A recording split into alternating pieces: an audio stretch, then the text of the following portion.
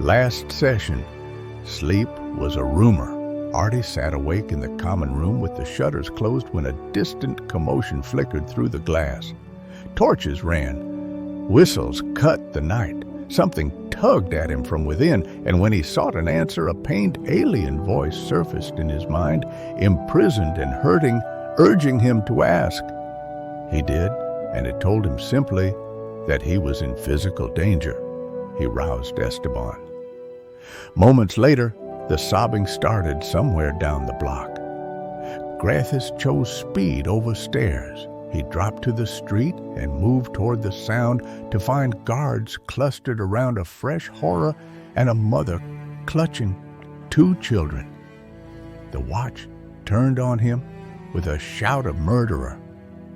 Hands raised, he denied them, tense and still, until a rider in a white cloak arrived, pushed a hand through the line, and cut through fury with fact. Look at his feet. The bloody trail showed narrow X-clawed tracks that dug deep, a predator's grip, and nothing like a lizard folk step. The guard's heat cooled to confusion. Those same prints led back to the inn's chain door, then up to the party's room. Inside, Esteban lit the place bright and found glossy, dark impressions that stopped in front of Grathis's bed and went nowhere else. Something had come in while Artie watched the window, lingered inches from Grathis, and left no step away. Downstairs, Melvin, the town's heavy-set scholar and authority, thundered for explanations.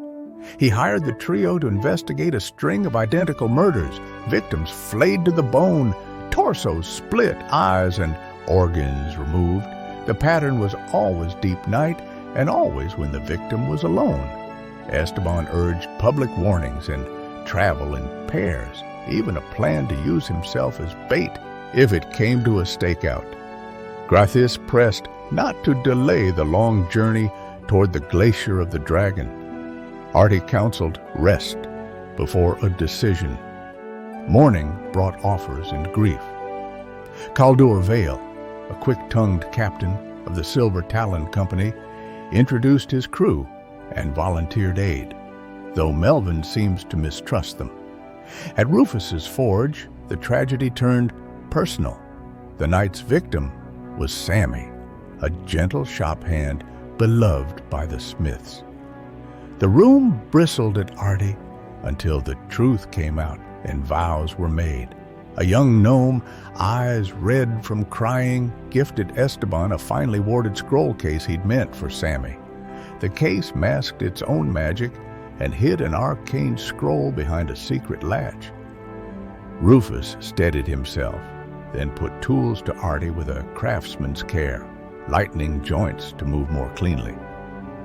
Between a killer bold enough to enter their room and a town counting on them, the trio stood at a crossroads, but the road had already chosen them. The next step would decide whether the hunt starts here or continues in their wake.